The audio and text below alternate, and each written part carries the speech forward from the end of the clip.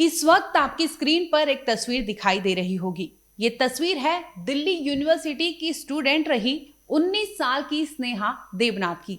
स्नेहा रहने वाली त्रिपुरा की थी, लेकिन पढ़ाई के सिलसिले में वो साउथ दिल्ली में रहा करती थी, पर्यावरण कॉम्प्लेक्स में। इसी दरमियान 7 जुलाई को अचानक से स्नेहा लापता हो जाती है। सुबह अर्ली मॉर्निंग उसने एक मैसेज किया था, अपनी मां को फोन किया था। इसके बाद से लगभग 8:45 उसका फोन स्विच ऑफ होता है। इसके बाद इस लड़की का कोई अता पता नहीं होता। परिवार वहां त्रिपुरा में बैठा वहां पर बिलख रहा था, चीख पुकार मच गई थी कि आखिर ये लड़की गई तो गई कहां, कोई भी कांटेक्ट नहीं हो पा रहा है। मां का कहना था कि आखिरी बार उससे फोन पर बातचीत हुई थी, जिसमें उसने जिक्र किया था कि दिल्ली के सराय रोहिला रेलवे स्टेशन पर वो अपनी दोस्त के साथ, उसका नाम है पिटूनिया, मिलने जा रही है। इस दरमियान माँ लाख बार कोशिश करती है, लेकिन कोई भी संपर्क उसकी बेटी से नहीं हो पा रहा था, जिसके बाद थक हार कर त्रिपुरा से ये परिवार दिल्ली पहुंचता है और आखिरकार दिल्ली पुलिस से वो गुहार लगाता है। जिसके बाद आपको बता दें कि लगभग 6 से 7 दिन बीत जाते हैं, तब तक उसकी बेटी का कोई खबर नहीं होता। और जब खबर मिलती है तो उसकी बेटी सफेद कफन में लौटकर वापस मिलती है। स्वागत है आपका, आप देख रहे हैं क्राइम तक। मैं हूं अश्विनी सिंह। दरअसल स्नेहा की बात करें तो वो दिल्ली यूनिवर्सिटी की छात्र रही है। वहां पर ही वो रहकर साउथ दिल्ली में पर्यावरण कॉम्प्लेक्स है वहां रहती थी, और वहीं रहकर वो दिल्ली यूनिवर्सिटी में पढ़ाई कर रही थी। इस दरमियान अचानक से 7 जुलाई को वो अपनी माँ को फ़ोन करती है और माँ को कहती है कि मैं पिटूनिया से मिलने जा रही हूँ। और ये फ़ोन आपको बता दें कि सुबह लगभग 6 बजे के आसपास किया गया था। और स्नेहा जो है लगभग सुबह के 5:56 पर उसने लास्ट कॉल किया था, जो पुलिस ने सीडीआर खंगाला, लास्ट लोकेशन खंगाला, और इसके बाद उसका फ़ोन स्विच ऑफ हो गया था। 8:45 उसके बाद उसका फ़ोन स्विच ऑन नहीं हुआ था। अब दिल्ली पुलिस की क्राइम ब्रांच टीम है, लगातार खंगाल रही थी कि आखिर ये हुआ तो हुआ क्या। स्नेहा के साथ एक लड़की का मैटर था, और ऊपर से त्रिपुरा के जो सीएम हैं उनका भी वहां से दबाव पड़ रहा था दिल्ली में। उन्होंने भी पुलिस के लगातार संपर्क में थे, और उनका कहना था कि जल्दी से इस बेटी का पता लगाया जा सके। परिवार उनसे भी गुहार लगाया, और इस तरह से त्रिपुरा सरकार के दबाव में दिल्ली पुलिस आती है और लगातार वो सर्च ऑपरेशन करती है, तफ्तीश करती है, लेकिन फिर भी 1-2 दिन तक कोई सुराग नहीं मिलता। अब पुलिस सीडीआर खंगालने की कोशिश करती है, उससे पता लगाने की कोशिश करती है कि आखिर ये लड़की आखिरी बार इसका लास्ट लोकेशन कहाँ है। तो बता दें कि दिल्ली के वजीराबाद के सिग्नेचर ब्रिज पर इनका लास्ट लोकेशन मिलता है। इसके बाद पुलिस पूरी चीज़ें खंगालने लगती है, कड़ियाँ जोड़ने की कोशिश करती है। स्नेहा के जब घर में जाती है, जिस घर में वो रहा करती थी, तो वहाँ से उन्हें एक नोट मिलता है। उस नोट की माने तो उनका ये कहना था कि स्नेहा ये घर छोड़कर गई थी, जिसमें उसने लिखा था कि मैं कुछ सामान नहीं लेके जा रही हूँ, खाली हाथ जा रही थी, सिर्फ और सिर्फ उसका फ़ोन उसके साथ था, और इसके बाद से उसका कोई पता नहीं था।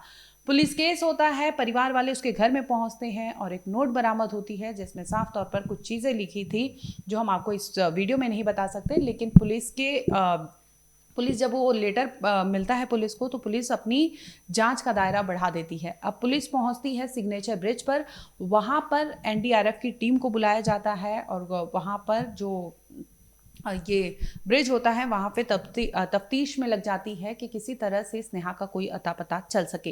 ताजुब की बात है कि जहाँ पर सिग्नेचर ब्रिज है वहाँ पर कोई भी, जितने भी सीसीटीवी कैमरे लगे थे, कोई भी कार्यरत नहीं था। ऐसे में पुलिस को जूझना पड़ा कि आखिर उसका लास्ट लोकेशन वहाँ पर दिखाया जा रहा था, जिसकी वजह से पुलिस वहाँ पहुँचती तो है, लेकिन जितने सीसीटीवी लगे होते हैं उनको खंगालने या डीवीआर खंगालने की कोशिश करती है तो उनके हाथ कुछ नहीं लगता, क्योंकि सभी के सभी बंद पड़े थे। तो ऐसे में परिवार की ओर से ये भी उठा कि वहाँ पर अगर कोई भी सीसीटीवी काम किया होता तो आज उनकी बेटी के बारे में उन्हें खबर मिल जाती। लेकिन लगभग आपको बता दें कि 6 से 7 दिन बीत जाते हैं। इस दरमियान रविवार यानी 13 जुलाई को इवनिंग में एक खबर आती है कि सिग्नेचर ब्रिज से लगभग 7 किलोमीटर के आगे एक डेड बॉडी मिलती है। अब पुलिस शिनाख्ती के लिए उनके परिवार को बुलाती है। शिनाख्ती के लिए वो परिवार पहुंचता है तो पता चलता है कि ये स्नेहा की ही डेड बॉडी है। अब पुलिस के सामने बड़ा सवाल था कि आखिर स्नेहा वहाँ पहुंची तो पहुंची कैसे? क्या किसी ने उसे वहाँ पर लाकर छोड़ा था, या फिर उसके साथ कुछ अनहोनी करने के बाद उसे वहाँ पर फेंका गया था। तमाम यमुना जो रिवर है क्योंकि उसकी डेड बॉडी जो है नदी से मिली थी, तो ऐसे में पुलिस तमाम जो पहलू है, जो थियोरी उनके सामने आती है, उस पर अब जांच करती है, उस पर एंगल निकालने की कोशिश करती है और नोट जो उसके घर से मिला था उसे तलाशने की कोशिश करती है, जिसमें सामने ये आता है कि उसने वो नोट में लिखा था कि कि वो खुद से अब जीना नहीं चाहती, वो थक गई है और इस तरह से, क्योंकि मेंटली वो टॉर्चर सह रही थी, मेंटली वो स्टेबल नहीं थी और वो अपनी ज़िंदगी से तंग आ चुकी थी। ऐसे तमाम चीज़ें उसने अपने नोट में लिखे थे, जिसके बाद उसने ये फैसला लिया था। हालांकि अभी तक पुलिस इस थियरी को बहुत मजबूत नहीं मान रही है और हर एंगल से, पहलू से जांच कर रही है कि आखिर डीयू की इस स्टूडेंट के साथ हुआ क्या था और जिसकी वजह से उसने सुबह 7 जुलाई को 5:56 पर एक आखिरी मैसेज किया, एक आखिरी कॉल किया, एक आखिरी ईमेल किया, जिसके बाद उसने इतना बड़ा कदम उठाया कि वो पहुंच जाती है वजीराबाद के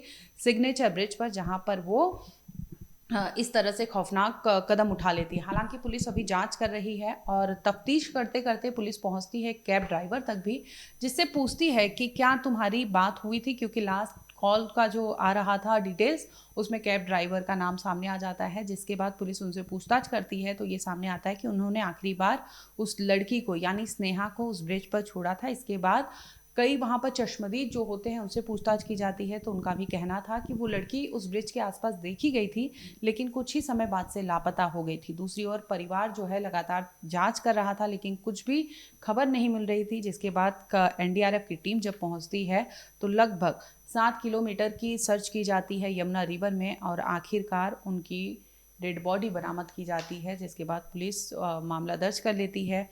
गीता कॉलोनी फ्लाईओवर के आसपास बताई जा रही है कि ये बॉडी उन्हें मिली थी।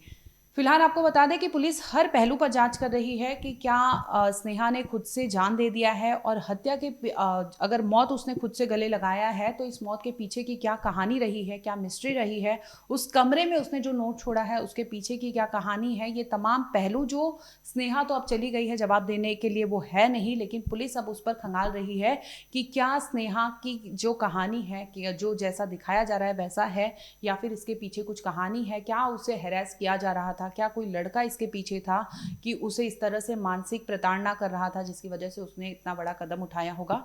फिलहाल आपको बता दें कि हर पहलू, हर एंगल पर जांच चल रही है और अभी तक की खबर में यही है कि आखिरकार 7 दिन से मिसिंग जो थी स्नेहा, उसकी डेड बॉडी यमुना रिवर से रिकवर कर ली गई है।